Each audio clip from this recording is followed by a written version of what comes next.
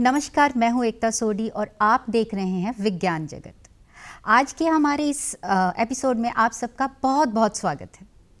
हमारी आजकल की मॉडर्न लाइफस्टाइल बड़ी तेज़ी से बदल रही है, या यूं भी कह सकते हैं कि टेक्नोलॉजी ड्रिवन हो रही है।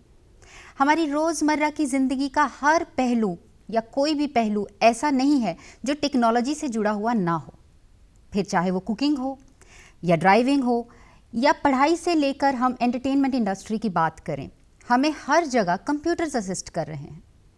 और इस तेज़ी से बदलते हुए लाइफस्टाइल में AI यानी आर्टिफिशियल इंटेलिजेंस, मशीन लर्निंग और IoT यानी इंटरनेट ऑफ थिंग्स जैसी कटिंग एज टेक्नोलॉजीज़ एक बड़ी अहम भूमिका निभा रही हैं। और ये पूरे विश्व में इंक्लूडिंग भारत बड़ी तेज़ी से उभर के सामने आ रही हैं। इन सारी टेक्नोलॉजीज़ का हमारी ज़िंदगी पे क्या असर होने वाला है या हो रहा है, इनसे क्या नई जॉब अपॉर्चुनिटीज़ या करियर अपॉर्चुनिटीज़ आएंगी, या इनसे जुड़े कौन से ऐसे चैलेंजेस हैं जिनके बारे में हमें जानना ज़रूरी है, इन सभी बातों पर आज हम स्टूडियो में चर्चा करेंगे। और इसके लिए हमारे साथ स्टूडियो में जुड़े हैं professor Sanjeev Sofat from PEC यानी Punjab engineering college Chandigarh. Professor साहब का more than 35 years of experience है in teaching, research and consulting. Professor Sofat, आपका स्टूडियो में बहुत बहुत स्वागत है। Thank you ma'am, it's my pleasure. जी सर, तो हम शुरू करते हैं बहुत बेसिक सवाल से। दर्शकों को सबसे पहले ये बताते हैं कि आर्टिफिशियल इंटेलिजेंस क्या है, मशीन लर्निंग क्या है, IoT इंटरनेट ऑफ थिंग्स ये क्या है? अगर हम इनको ब्रॉडर पर्सपेक्टिव में देखें, artificial intelligence, machine learning, IoT ये कंप्यूटर साइंस की ही ब्रांचेज हैं। आर्टिफिशियल इंटेलिजेंस से हम क्या करते हैं, हम ऐसे सिस्टम बनाते हैं कि जिससे ह्यूमन बिहेवियर को हम सिमुलेट कर पाएँ। जैसे अब हम ह्यूमन का कैसे बिहेव करता है, वो प्रॉब्लम सॉल्व करता है, हाँ जी। वो रीजनिंग करता है, वो सीखता है, वो नेचुरल लैंग्वेज यूज़ करता है, वो एनवायरनमेंट को देखता है कि एनवायरनमेंट किस में काम कर रहा है। तो अगर हम AI को लेके चलें, AI में भी हम यही करना चाहते हैं कि हम अपना ऐसे सिस्टम बनाना चाहते हैं जो अपना रीज़न करे, अपना एनवायरनमेंट को स्टडी करके अपना रिएक्शन दे। हम किसको कहते हैं इंटेलिजेंस। जैसे अब छोटा बच्चा है, अब टेकिंग वेरी रॉ एग्जांपल कि छोटा बच्चा है, अब वो अपना क्रॉल करता जा रहा है, उसको नहीं पता कि आगे फायर है, वो उसमें उंगली लगाता है, देन वो उससे वो लर्न करता है, अरे इससे तो उंगली जल जाएगी, देन ही कम्स बैक। तो ये अब उसने ये चीज़ सीख ली, जी बिल्कुल, ये उसका एक्सपीरियंस हो गया। हाँ, अब अगर वो अगली बार आग के पास जाएगा, वो दूर से ही वापस आ जाएगा। दिस इज व्हाट वी, जिसको हम इंटेलिजेंस कहते हैं। अब अगर उसको आगे वहाँ से मूव करना है, वो अब अपना तरीका ढूंढेगा, जिसको हम कहते हैं प्रॉब्लम सॉल्विंग, कि उसको ये प्रॉब्लम सॉल्व करना है कि अगर उसको आगे जाना है कैसे जाएगा। तो यही चीज़ें हम आर्टिफिशियल इंटेलिजेंस वाले सिस्टम्स में बिल्ड करने की कोशिश करते हैं कि how I can make my system intelligent बना सकूं जो उसमें। तो मशीन लर्निंग जो है, मशीन लर्निंग AI का ही एक सब सिस्टम है, जिसमें क्या करते हैं हम कि जो डाटा है उस बेस पे सिस्टम अपना लर्न करता है, और आगे उसके बाद आपको प्रेडिक्ट करके देता है। कैलकुलेटिव काम है, जैसे इसको स्टैटिस्टिकल भी कहते हैं, रिग्रेशन भी कहते हैं। उसके बाद वो सीख के उससे आपको लर्न करके देता है। जैसे मैं आपको एग्जांपल देता हूँ कि हमारे पास डाटा हो, अगर हमारे कितने टेलीविज़न बिके north, south, east, west, right, तो मैं प्रेडिक्ट कर सकता हूँ कि अगले 2 साल में यहाँ पे कितने टेलीविज़न बिकेंगे। या अगर मैं और प्रेडिक्शन अपनी और अच्छी करना चाहूँ, मैं चाहूँगा कि मैं प्रेडिक्ट कर पाऊँ कि नॉर्थ इंडिया में 52 इंचेस टीवी ज़्यादा बिक रहे हैं या साउथ में बिक रहे हैं या ईस्ट में बिक रहे हैं। तो मेरा जो डिसीजन मेकिंग है वो डेटाबेस पे है। अब आप ये देखिए, ये डाटा कहाँ से आया? डाटा जो अब रॉ डाटा जो आएगा, जो बिल बन रहे हैं, उससे आपका ये डाटा आया कि यहाँ पे ये टीवी बिका, और अब ये ये नहीं था कि पहले नहीं था ये डाटा पहले भी था, पर अब डाटा हम इसको कंसोलिडेट कर लेते हैं और इसको डाटा को जब 5 ईयर का हो गया, 3 इयर्स का हो गया, उसके बाद हम उसको एनालिसिस करते हैं बेस्ड ऑन दैट ओनली।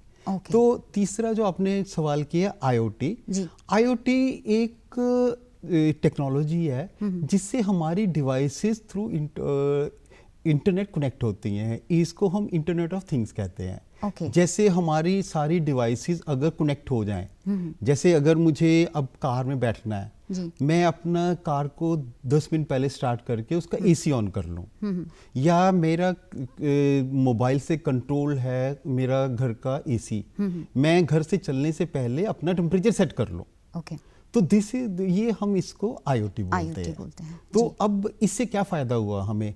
एक तो ये हुआ कि हमारा जो सारा सिस्टम्स है ऑटोमेटेड होते जा रहे हैं। दूसरा इज बिकमिंग पर्सनलाइज्ड। अब जैसे एडवर्टाइजमेंट है, अब मेरे पास पर्सनलाइज्ड एडवर्टाइजमेंट आती हैं। ये नहीं है कि सारा ही तरह का एडवर्टाइजमेंट आ जाएगा। तो दिस इज व्हाट वी से AI, machine learning and IoT। जी। तो ये बहुत बेयर लैंग्वेज में था। हाँ, आपने जैसे कहा कि अभी जो हम जिस तरह का डेटा हम अपने मोबाइल पे भी लगा लें या लैपटॉप पे भी, या हम अपने जो भी सोशल अकाउंट्स यूज़ करते हैं, जिस तरह का डेटा, जिस तरह की चीज़ें हम पढ़ते हैं, रुकते हैं, वैसी ही उससे कनेक्टेड, उससे रिलेटेड चीज़ें ही हमें वो देखने को मिलती हैं। So that is basically machine learning only के दिस इज। तो इसका कुछ डेंजर भी है कि हम एक तरह से ये हमारी प्राइवेसी भी इससे डिस्क्लोज होती है कि हम क्या देख रहे हैं, क्या नहीं देख रहे हैं। यस, अगर हम कॉन्शियस ना हो, ये भी एक सिक्योरिटी थ्रेट बनता है। सिक्योरिटी थ्रेट, जी। कि हमारा क्या है कि लेट्स से अब हमारा सारा डाटा ओपन है, हम जो भी देख रहे हैं, जो भी कर रहे हैं, वो सारा इंटरनेट से कनेक्टेड है, तो हमारा सब कुछ एक दूसरे को पता लग रहा है। एग्जैक्टली। तो जब हमारा सारा एक दूसरे को पता लग रहा है, तो उस केस में क्या होगा कि my privacy is a biggest issue. Compromise हो सकती है उस केस में। तो अब जैसे मैंने टेलीविजन खरीदा, मेरे सारे सबको पता लग गया कि मैंने टेलीविजन खरीद लिया जी। इसी तरह आपका और सोशल मीडिया का डाटा है, आपकी पिक्चर्स हैं, आपका कितना इम्पोर्टेंट डाटा होता है, और इम्पोर्टेंट डाटा होगा, आपका टेलीफोन नंबर है, आपका सारा ये डाटा है। Then it becomes a security threat for you कि बट हमें ये सोचना है कि अब इसको हम आगे कैसे लेके जाएंगे। जी, तो क्वेश्चन वही है कि इससे अगर आजकल मोबाइल हर कोई खरीदता है और यूज़ करता है, टेक्नोलॉजिकली हम कितना उस चीज़ को समझते हैं, जानते हैं, हर इंसान एक लेमैन उतना नहीं जानता है। तो कैसे इससे बचा जा सकता है, सिक्योर किया जा सकता है खुद को? क्या बेसिक टिप्स आप कहना चाहेंगे? जैसे हम सिक्योरिटी में जाना चाहें, जैसे मशीन लर्निंग है जी। मशीन लर्निंग अपने आप में एक टूल है जिसके थ्रू हम अपने आप को सिक्योर कर सकते हैं। वो आपको कोई थ्रेट आ रहा है आपके पास, वो भी बता सकता है। जैसे आप कौन सा डाटा एक्सेस करते हो, उस बेस पे कौन सा थ्रेट आपको आ सकता है, वो आपको एनालिसिस करके बता सकता है कि हाँ ये थ्रेट पे आपको आ जाएगा। दूसरा आर्टिफिशियल इंटेलिजेंस से है कि आप अगर हमारा सिस्टम इतना सिक्योर हो जाए, क्योंकि हैकर्स तो होंगे ही, बिल्कुल, क्रैकर्स भी होंगे, तो वो आपका डाटा चोरी करने की कोशिश करेंगे ही। तो अगर हम ऐसा सिक्योर सिस्टम बना लें यूजिंग AI मशीन लर्निंग कि आपको आपका थ्रेट परसेप्शन हो जाए, कि मेरे को पता लग जाए कि मेरा ये डाटा ये लोग उठाने की कोशिश कर रहे हैं जी। तो मैं अपने आप को प्रोटेक्ट कर सकता हूँ इसके लिए। तो उसके लिए इंस्टीट्यूट्स या जो भी एप्स बनती हैं, या एक कुछ स्टैंडर्डाइज भी रूल्स होते हैं कि अगर आप ये इतना डेटा एक्सेस कर पा रहे हैं किसी एक यूज़र का, तो उस पर कुछ चेक जिसको हम कह सकें कि उसका कोई रूल एंड रेगुलेशन होता है कि आपने जैसे मान लीजिए हमने एक ऐप डाउनलोड कर ली, उसमें हमने अपना कुछ इन्फॉर्मेशन दे दिया, कोई बैंक अकाउंट नंबर दे दिया, कोई फ़ोन नंबर दे दिया, तो क्या उन ऐप्स के लिए कुछ स्टैंडर्ड रूल्स हैं कि ये डेटा अब शेयर हो चुका है, अगर इसका कोई थ्रेट हो तो किस तरह से इस चीज़ को चैनलाइज किया जाता है कि यूज़र को पता चले, अलर्ट मिले इन शॉर्ट कि आपका डेटा मिसयूज़ हो रहा है या हैक हो रहा है या कुछ हो रहा है? जो अब प्राइवेसी लॉज बन रहे हैं इंडिया में जी, उसमें one of the things is कि अगर मेरा कोई भी डाटा किसी के साथ शेयर किया जाएगा, मेरे को बताया जाएगा जी। और दूसरा ये है कि अगर मेरा डाटा मैंने एक काम के लिए दिया जी, वो उसी काम में यूज होगा, नॉट फॉर एनीथिंग, वो किसी और काम के लिए यूज नहीं होगा। That's one thing which we say कि और भी प्राइवेसी लॉज जो बन रहे हैं उसमें ये सारी प्रोविजंस हैं कि हमारा डाटा कैसे सिक्योर्ड होगा। और दूसरे जैसे आपने बात किया कि मोबाइल डाटा, कि आपने मोबाइल पे ऐप में डाटा दिया, वो हमारा हक, हम अक्सर ये कर रहे होते हैं कि वो आपसे एक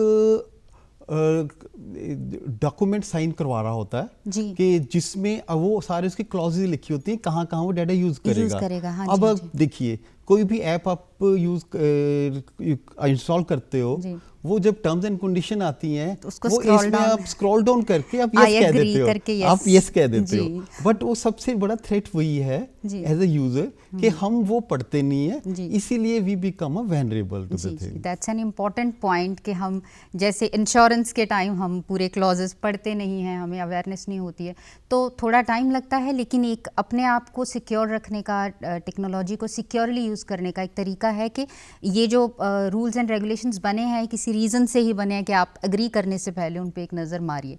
अब एक इम्पॉर्टेंट क्वेश्चन, रिसर्च और इंडस्ट्री के ऐसे कौन से क्षेत्र हैं जिनमें artificial intelligence and machine learning जो है वो फ़ायदेमंद साबित हो सकती है या गेम चेंजर कह सकते हैं? जैसे हम अगर भारतीय कॉन्टेक्स्ट में देखें तो यहाँ पे हम अगर हेल्थ केयर देखें, हेल्थ केयर में अब हमारा जो डाइवर्सिफिकेशन है, हमारा काफ़ी रिमोट एरियाज हैं जहाँ पे हेल्थ बिकम्स अ इशू, हर जगह डॉक्टर नहीं जा सकता।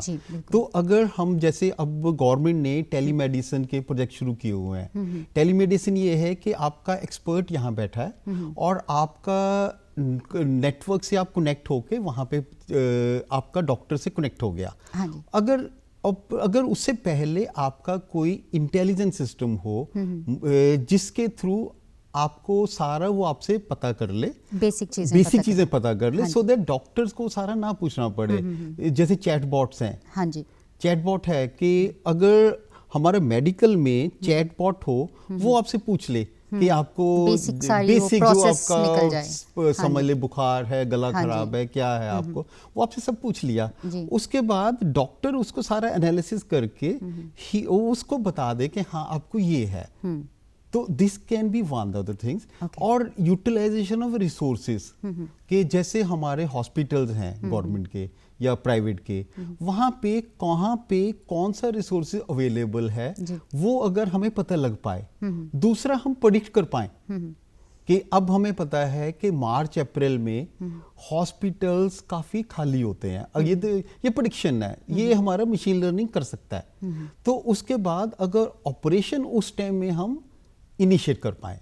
दूसरा, अब जैसे बरसात का मौसम आया, उस टाइम काफ़ी सीजनल बीमारियां फैलती हैं, हमें उस टाइम अपने बेड कहीं और यूज करने हैं। अगर हम ये सारा प्रेडिक्शन कर लें तो that can help our health system in this particular way.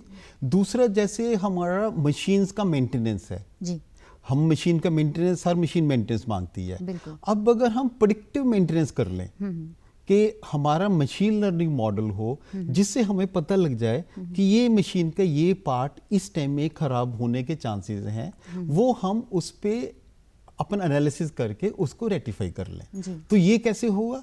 अगर मेरे पास सारी मशीन्स का डाटा आ जाए, कौन सा पार्ट कब डैमेज हो रहा है, कौन सा पार्ट कब रिप्लेसमेंट मांगता है, तो कौन से में ऑयलिंग करना है, वो अगर सारा मेरे पास आ जाए तो मैं अपना प्रेडिक्टिव मेंटेनेंस कर सकता हूँ। इसी तरह जैसे इंडिया में है, agriculture is one of the things, बहुत इम्पोर्टेंट है, इम्पोर्टेंट सेक्टर है। अगर एग्रीकल्चर में हम ये कर पाए कि कौन सी जो फसल है कहाँ पे लेके जाके मुझे फायदा होगा, क्योंकि हमारा प्राइसिंग इशू है। अगर हम मॉडल ऐसा कर लें, प्रेडिक्टिव मॉडलिंग, एआई बेस्ड हो, तो एआई बेस्ड मॉडल हो, वो प्रेडिक्ट कर दे कि अगर मैं यहाँ से 50 किलोमीटर आगे जाके अपनी फसल बेचूंगा तो मेरे को इतना फायदा होगा यहाँ पे। तो that can be another thing. और education is another area where we have got, जिसमें हमें बहुत काम करने की जरूरत है। अब जैसे भी कहें कि हमारा जो न्यू एजुकेशन पॉलिसी में है, हमारा एम ये है कि बाय सम इयर्स हम अपना हायर एजुकेशन को 50% तक लेके जाना चाहते हैं। तो अब वो कैसे लेके जाएंगे? हमारे पास फैकल्टी शॉर्टेज है, हमारे पास रिसोर्स कम है, तो हम उसकी अगर यूटिलाइजेशन विद सम सिस्टम्स, जैसे ट्यूटरिंग सिस्टम, हम पर्सनल ट्यूटरिंग सिस्टम कहते हैं।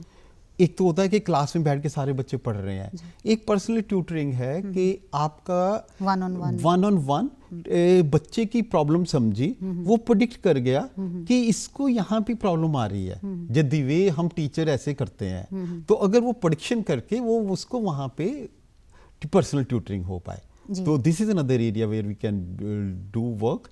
और एनवायरनमेंट सबसे इम्पोर्टेंट एनवायरनमेंट है कि किस एनवायरमेंटल चीज़ों से हमारा वेदर इम्पैक्ट हो रहा है, वो हम एआई और मशीन लर्निंग मॉडलिंग से हम वो कर सकते हैं। ये सारी, और these are not the only applications, there इसी तरह और बहुत न्यूमरस एप्लीकेशन है, और न्यूमरस एप्लीकेशन आ रही हैं इसमें। बेसिक आइडिया इन सारी एप्लीकेशन का क्या है? हम अपना लाइफस्टाइल इंप्रूव करना चाह रहे हैं, हम अपनी प्रोडक्टिविटी बढ़ाना चाह रहे हैं। अगर मैं मशीन को यूज करके बता पाऊं कि हाँ ये मशीन ये खराब होगी, मैं उससे बाहर निकल गया तो मेरी प्रोडक्टिविटी बढ़ गई। इसी तरह ट्रांसपोर्टेशन एक बहुत बड़ा एरिया है जिसमें हम ये सारा कर सकते हैं कि अब देखो कि एक एनालिसिस आया था कि जो हमारे ट्रक्स हैं, मूवमेंट होता है, वो 8 घंटे चलते हैं, 16 घंटे वो सड़कों पे खड़े रहते हैं। अब देयर आर पीपल जो ऐसे मॉडल बना रहे हैं यूजिंग एआई मशीन लर्निंग कि वहाँ पे हमें ड्राइवर किस स्टेज पे कहाँ पे चाहिए होगा, सो दैट वो ड्राइवर रिप्लेस करके हम दूसरा ड्राइवर बिठा पाए। उससे क्या एडवांटेज होगा कि एक्सीडेंट्स कम होंगे, क्योंकि अगर अटेंटिव ड्राइवर होगा वो आपका गाड़ी ठीक चलाएगा। इसी तरह एक और है, जैसे ड्राइवर बिहेवियर है, वो इसमें सेंसर्स का एक बहुत बड़ा एप्लीकेशन है कि आजकल हमारी जो गाड़ियां हैं वो सेंसर बेस्ड हैं। तो अगर हम उसका जो अब डाटा जा रहा है ड्राइवर बिहेवियर का, वो कितनी बार लेफ्ट गया, कितनी बार राइट गया, कितनी बार उसने ब्रेक लगाया, ये सारा इंफॉर्मेशन हम अपनी गाड़ियों से ले सकते हैं। तो हमारा प्रेडिक्टिव मॉडल, मशीन लर्निंग से प्रेडिक्टिव मॉडल ये बन सकता है कि वो प्रेडिक्ट कर दे कि ये ड्राइवर अच्छा ड्राइवर है या बुरा ड्राइवर है, या ये एवरेज ड्राइवर है। अब इंश्योरेंस इंडस्ट्री इससे इम्पैक्ट होती है कि जैसे किसी का गाड़ी का इंश्योरेंस होना है, अगर उसको पता है ये ड्राइवर इसको ड्राइव करेगा तो उसकी इंश्योरेंस ज़्यादा होगी एज कंपेयर टू कि कोई जैसे हमारा सिटी में गाड़ी चल रही है तो उसकी इंश्योरेंस कम होगी। तो ये all this are based on cloud computing और अपना मशीन लर्निंग और एआई बेस्ड ऑन। एक तरह से ट्रांसपेरेंसी का एक तरीका है कि चीज़ों को बहुत अच्छे से प्रेडिक्ट और क्लैरिटी के साथ लिया जा सके with the help of data we collect basically. Yes, कि हम इसको क्या कहते हैं, machine learning model based on the experiences जी, कि उसके पास डाटा है उस सारी चीज़ का, उस बेस पे वो डिसीजन लेता है जी, एज कंपेयर टू कि हम ऐसे ही प्रेडिक्ट कर दें जी। प्रोफेसर सोफत, ये हम अभी इंडिया के कॉन्टेक्स्ट में बात कर रहे थे कि ये इंडस्ट्रीज ज़्यादा इनमें होप है कि इनमें काम हो सकता है। इसी कॉन्टेक्स्ट में अगर बात की जाए तो वो कौन से ऐसे एरियाज़ हैं जिनमें हम इकोनॉमिक डेवलपमेंट बेसिकली और करियर अपॉर्चुनिटीज़ जिसमें ज़्यादा इस आर्टिफिशियल इंटेलिजेंस और मशीन लर्निंग से इस वाले सेक्टर में हमें फ़ायदा हो सकता है? जैसे इंडिया एक सॉफ्टवेयर सेक्टर में बहुत स्ट्रॉन्ग है जी। अब हमें एक चैलेंज है, that's a global challenge we say, कि अब हमें मैन पावर ऐसा प्रोड्यूस करना है जो एआई और एमएल ओरिएंटेड हो जी। अब इंडस्ट्री, आप पढ़ रहे होंगे आजकल न्यूज़ आता है ये कि इंडस्ट्री में जो 5 साल से काम कर रहे थे वो अनप्रोडक्टिव हो गए। हाँ जी। वो क्यों हुए? क्योंकि उनको हम वो टेक्नोलॉजी ओरिएंट नहीं कर पाए जी। तो अब हमारा ये जरूरत है कि हम उन सबको उस टेक्नोलॉजी को ओरिएंट करें। तो उसके लिए हमें अपना एकेडमिक सिस्टम को स्ट्रॉन्ग करना पड़ेगा जी। कि एकेडमिक सिस्टम, जैसे अब अभी तक तो हमारा स्ट्रिक्ट सा प्रोग्राम थे, बीटेक हुआ, बीए हुआ, बीएससी हुआ, बट अगर हम न्यू एजुकेशन पॉलिसी देखें उसमें वहाँ there is a lot of changes which are there, उसमें बहुत चेंजेस हैं जी, बहुत छोटे छोटे सब्जेक्ट्स भी। Speaking about that only, let me be devil's advocate for and raise one more point about it कि हम इंडिया की बात कर रहे हैं, डेवलपमेंट की बात कर रहे हैं, तो हम पहले से ही लेबर सरप्लस कंट्री हैं। तो ऐसे में आर्टिफिशियल इंटेलिजेंस के आने से तो जो हमारी मानव नौकरियां हैं वो तो ख़त्म हो जाएंगी। तो इसके बारे में आप क्या कहना चाहते हैं? ये these are one of the apprehension which is there. अब आप अगर पहले बैंकिंग सेक्टर देखें जी, बैंकिंग में कंप्यूटराइजेशन आया, बिल्कुल, हम सब ने उस ट्रांजिशन में निकले। जी, कितना अपोजिशन था उसके लिए जी, कि बैंकिंग में कंप्यूटर यूनियंस थे, एसोसिएशन थी, सब अपोज करते थे कि नहीं लेजर वाला ही सिस्टम ठीक है, बिल्कुल, सब कहते थे ये सिस्टम नहीं होना चाहिए नहीं। अब हम अगर वो ट्रांजिशन देखें, अब हम उस ट्रांजिशन में पहुंच गए कि हमें बैंक में जाने की जरूरत नहीं पड़ती। जी, तो इससे क्या हुआ, हमारी लाइफ इंप्रूव बहुत हुई, इजी हो गई, हमारी लाइफ इजी हो गई, हमारी लाइफ इंप्रूव हो गई। तो इसी तरह ये एआई और एमएल है, इसी की ये एप्रीहेंशन है कि जॉब चेंज होंगे, जॉब डिस्प्लेस होंगी। इसमें क्या होगा कि जो गुड और bad, computer is a disruptive technology जी। इसमें आफ्टर एवरी 3 to 5 years नया टेक्नोलॉजी आता है। हाँ जी, कि जैसे अगर पुराना चला जाता है, नया आता है, और जो अगर हम अपने आप को अपग्रेड नहीं करते तो हम ऑब्सोलीट होते रहते हैं। आपकी टेक्नोलॉजी ऑब्सोलीट होती है, आपका ह्यूमन रिसोर्स भी ऑब्सोलीट होता है उसमें। तो अब हमें क्या करना है, एक तो तरीका है कि हम रुक जाएं, बट नहीं रुक नहीं पाएंगे क्योंकि हमें ग्लोबली ग्रो करना है। बिल्कुल, भारत को as a country globally grow करना है, जो हम कर रहे हैं। तो उसके लिए हमें क्या करना है कि अपने एजुकेशन सिस्टम को इम्प्रूव करना है और अपना जो मैन पावर है उसको भी रीओरिएंट करना है। हम ये कहते हैं अनलर्न एंड रीलर्न जी, कि एक हमें लर्न करना पड़ता है, एक अनलर्न करना पड़ता है, एक रीलर्न करना पड़ता है। ये प्रोसेस पहले स्लो थी जी, अब ये बड़ी क्विक प्रोसेस है जिसमें हमें ये करना पड़ता है। तो जो भी टेक्नोलॉजी वाले लोग हैं उनको अपना पहले ये सारा चेंज करना पड़ेगा, देन न्यू ओरिएंटेशन करनी पड़ेगी। उसी तरह हमारा एकेडमिक सिस्टम्स हैं कि एकेडमिक सिस्टम में भी अब हम अपना वो प्रोग्राम हार्ड कंपार्टमेंटलाइज प्रोग्राम नहीं रन कर सकते जी, बिल्कुल। अब जैसे नया एजुकेशन पॉलिसी आया है उसमें क्या है कि हम इंजीनियरिंग में साइकोलॉजी भी ले सकते हैं और इंजीनियरिंग ब्रांच भी पढ़ सकते हैं, मिक्स कर सकते हैं। यही हमारे लिबरल आर्ट में है कि हम केमिस्ट्री भी ले सकते हैं और साइकोलॉजी भी ले सकते हैं, ले सकते हैं। तो ये हमारा नया सिस्टम है।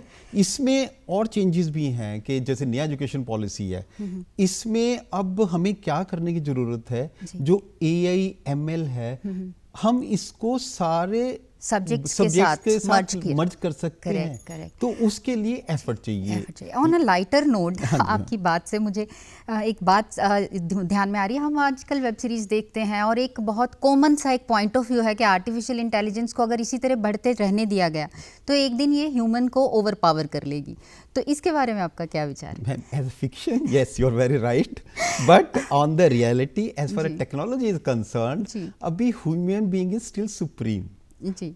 हम जो एआई एमएल यूज कर रहे हैं वो स्पेसिफिक टास्क के लिए कर रहे हैं जी, whereas human being is a generic fellow, वो तो एक जेनरिक है जी। उसमें वो जो आपका एआई बेस्ड सिस्टम है, एमएल बेस्ड सिस्टम है, रोबोटिक्स है या आईओटी बेस्ड सिस्टम है, वो कंट्रोल सारा ह्यूमन बीइंग ही कर रहा है जी। तो उसमें अगर ये एप्रीहेंशन लेके चलें कि हमें ये खत्म कर देगा, ह्यूमन बीइंग को ओवररूल करेगा, ये अभी हम उस स्टेज पे नहीं पहुंचे। Coming from an expert we can be relieved कि ऐसा नहीं होगा कि ये हमें रोबोट्स ओवर पावर कर सकते हैं। बट यस, एआई के लिए एआई एथिक्स की बहुत जरूरत है जी। क्योंकि एआई एमएल और रोबोटिक्स आईओटी ये मिसयूज भी हो सकते हैं जी, होते हैं, वो तो होते हैं ये सिस्टम्स। हर डेवलपमेंट, हर इन्वेंशन के साथ उसका कुछ नेगेटिव असर भी आना ही जरूरी होता है। जैसे अब आपके मीडिया में भी बहुत यूज होना शुरू हो गया, तो अब क्या हो रहा है कि देयर इज लॉट, काफ़ी कुछ चीज़ें ऐसी हैं जो लोग रिकॉन्स्ट्रक्ट कर पा रहे हैं कि हमारे पास ऐसे टूल्स आ गए जिसे हम रिकॉन्स्ट्रक्ट कर रहे हैं। वही टूल मिसयूज भी हो रहे हैं, देयर वो एआई बेस्ड टूल्स हैं, वो मिसयूज भी हो रहे हैं to create some images, to say create some pictures. जैसे किसी का रियल टाइम में भी सम मॉक कर जाता है, फेस और बॉडी मॉक कर देते हैं। और पहले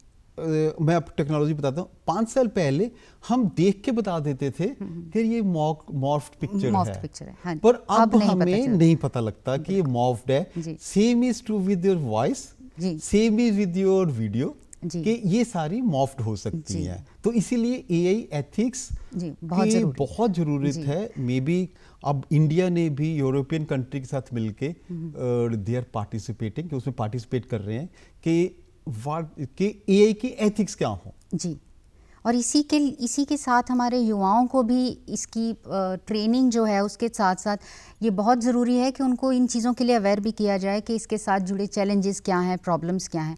अभी समय बहुत तेज़ी से भाग रहा है। 2 इम्पॉर्टेंट क्वेश्चंस हैं कि गवर्नमेंट कौन सी पॉलिसीज़ या कौन सी ऐसी स्कीम्स देती है, ला रही है to encourage artificial intelligence and machine learning. इसमें MOE is very active, proactive है। उन्होंने क्या किया है, अराउंड मे बी 5 या 7 साल पहले उन्होंने कुछ एरियाज आइडेंटिफाई कर लिए। उन्होंने 9 इमर्जिंग एरिया आइडेंटिफाई किए, जिसमें AI, रोबोटिक्स, मशीन लर्निंग और IoT और साइबर सिक्योरिटी, ये कुछ एरियाज उन्होंने आइडेंटिफाई किए कि जो हमारी मैन पावर रिक्वायरमेंट होगी वो इन्हीं एरियाज में होगी। तो अब उसको इम्प्लीमेंट करने की बारी आई। तो जो all India council of technical education है, उन्होंने लास्ट 3-4 ईयर से यही किया हुआ है कि हम जो नए प्रोग्राम शुरू, कोई भी इंस्टीट्यूट नया प्रोग्राम शुरू करना चाहता है वो इन 9 एरियाज में ही करेगा। तो इस तरह हम अपनी मैन पावर को बढ़ा रहे हैं। दूसरा, गवर्नमेंट अब सपोर्ट कर रही है रिसर्च में। एक DST की स्कीम है, साइबर फिजिकल सिस्टम, वहां पे इन्हीं एरियाज में रिसर्च के लिए काफ़ी फंडिंग दी जा रही है। कि देयर इज एनॉर्म, बहुत ज़्यादा फंडिंग है जिसमें कि गवर्नमेंट चाहती है कि इन एरिया में रिसर्च की जाए। और तीसरा है इंडस्ट्री लिंकेजेस। जो एकेडमिक इंस्टीट्यूट्स हैं वो अपना एकेडमिक लिंकेजेस कर रहे हैं विद द इंडस्ट्री लिंकेजेस। जो इंडस्ट्री की प्रॉब्लम है, अगर हम रिसर्च में उन प्रॉब्लम को सॉल्व कर पाएं, तो ये सारा सिस्टम चल रहे हैं। जी जी जी। तो हमने आज जाना कि टेक्नोलॉजी में बहुत पोटेंशियल है और इसका नेशनल डेवलपमेंट, हमारे मुल्क की, हमारे देश की डेवलपमेंट के साथ सीधा सीधा जुड़ा हुआ असर है। लेकिन ये तभी संभव है अगर हमारे युवाओं को प्रॉपर ट्रेनिंग के साथ साथ इन चीज़ों से भी आगाह किया जाए, जो हम एथिक्स की बात कर रहे हैं कि क्या चैलेंजेस हैं। तो सही मायनों में ये डेवलपमेंट तभी पॉसिबल है। तो इस सब के बारे में हमें जानकारी देना और अवेयरनेस देने के लिए प्रोफेसर साहब आपका बहुत बहुत धन्यवाद। आज के लिए विज्ञान जगत में इतना ही। अगली बार अगले टॉपिक के साथ फिर से मुलाकात होगी। आज दीजिए इजाज़त। नमस्कार। Thank you.